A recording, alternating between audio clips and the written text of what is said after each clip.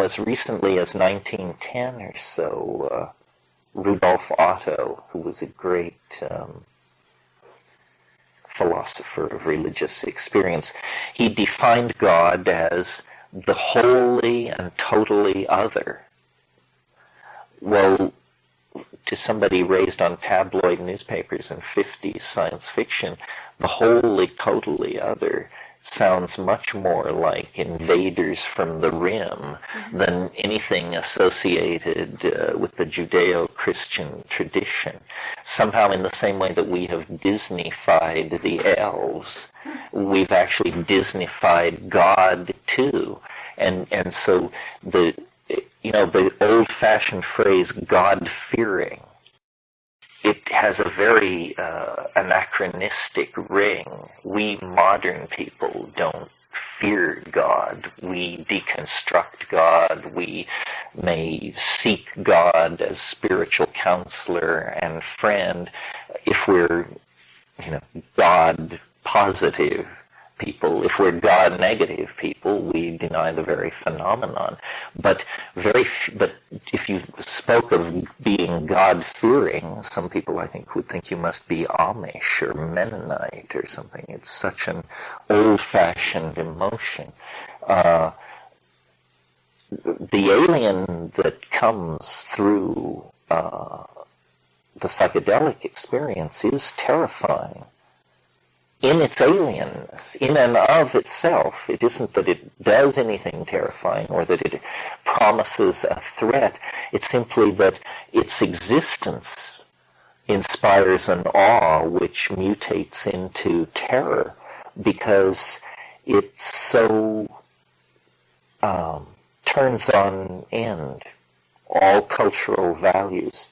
In a way, you could almost say that culture is a defense against the sense of this thing, the wholly and totally other, which is there. And when culture fails, when culture has nothing more to say to you, such as when you're on your deathbed and, what's being sold down at the market no longer has any interest for you, and what's on TV seems irrelevant because you're going to die in the next hour. In other words, once you move beyond cultural values, then this terror, this awesome thing waits.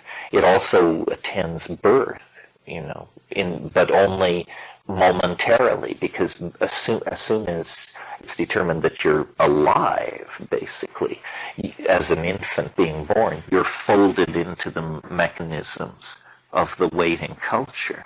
So very rarely do we come nakedly against this thing which is there all the time. I maintain the reason it happens with a drug like DMT is because what drugs really do is dissolve this cultural illusion. They dissolve it so thoroughly that then this other thing, which we've forgotten, can rush in.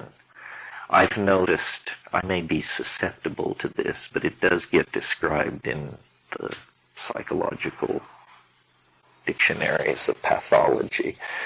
But I'm susceptible, and I always have been, to I suppose you would call it a form of hysteria, but it's fear in wilderness places.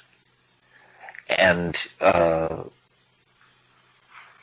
if you have this, you know exactly what I mean. If you don't have it, it just seems like some kind of pathological weirdness. But it happens when you are alone in wilderness. In other words, when there is nobody there expressing cultural values. It's a recognized phenomenon of the human condition. There's an anthropology book about a tribe in Sumatra, the Tambunan. And the subtitle of the book is something like "The Felt Presence of the Other in the Extra-Community Context." And it talks about how, another name for it is Wendigo psychosis. The Wendigo, this is the more spectacular form. This is something that happens in the North Woods of Canada, where people who are out in these extreme wildernesses become convinced that they're being stalked by this animal, which is a supernatural animal, the Wendigo. And the Indians know this thing, and they fear it. It's sort of like the Sachamama idea in the Amazon. It's an enormous beast that is more feared by the people than anything making it onto the Discovery Channel. They can handle anacondas, they can handle jaguars, but the Wendigo and the Sachamama are beyond the hunter's skill, the shaman's power. It's something overwhelming. And I think that part of the consequences of scientific materialism and existentialism is to place us into an extracultural environment, and then we are afraid of something strange that comes from the sky that is so intimately hostile that it wants to look up our rear ends and trade our fetal tissue and mess with us in ways which aren't rational if it's a true species come from another star system. I don't think they'd start the contact with the human race by checking us all for hemorrhoids. That doesn't feel right. So it's something else then. It's something else. And it is a template of our fears of being penetrated in a perverse manner. That's basically what's going on there. Our fears of having our genetic material tampered with. That's what the fetal tissue trading is all about.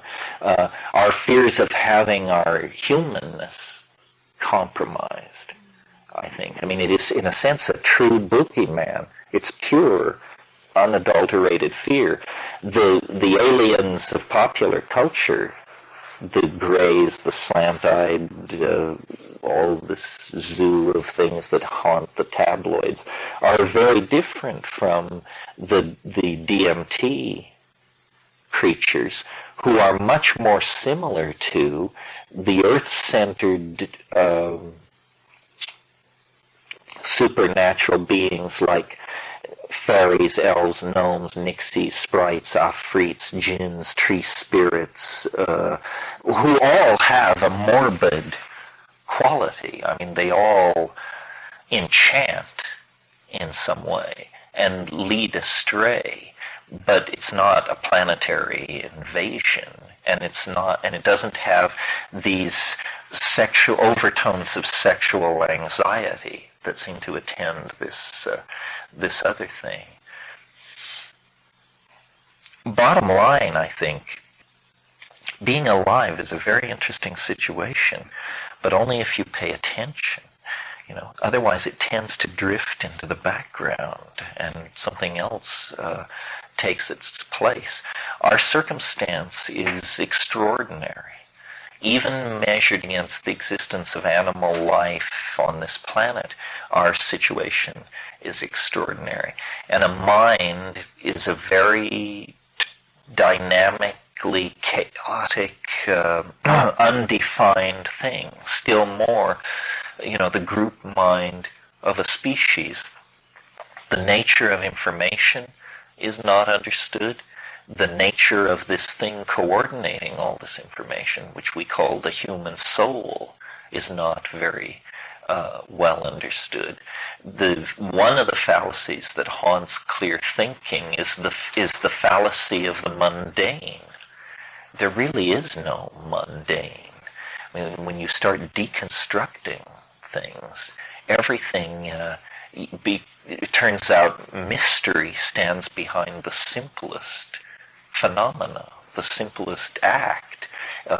Its casuistry reaches back eons of time, its implications spread out through the universe, and who is witness to all of this? Simply the unaided human mind trying to struggle forward toward a model of itself and a model of the world that it's embedded in. And culture even the culture of science or the culture of mathematics, where it pretends to build firm ground, there is in fact really only quicksand, or at the very best, the kind of bridges that occur in Sir Gawain and the Green Knight and the Knights of the Round Table, the kind of bridge that you can ride a horse across before the bridge burns and tumbles into the abyss, but that's all you can move across it. I mean, we're constantly living like that, you know. Think how many of us are dead. Almost all of us are dead at any given time. I don't mean this in a Gurdjieffian or metaphorical sense. I mean that 99.99% of all human beings who ever lived are now dead. The living portion of mankind is a thin sliver compared to all who have come and gone over the past 3 or 4 million years. And so the enterprise of understanding, which seems to rest with the living, inherits a huge momentum from these people who've gone before. I mean, the dynamic tension or the interest in life, at least for me, is in trying to be a human being to whatever degree that's possible, and then in also trying to understand it all from the outside, trying to be, you know, both fully human and somehow fully extra environmental, extra human.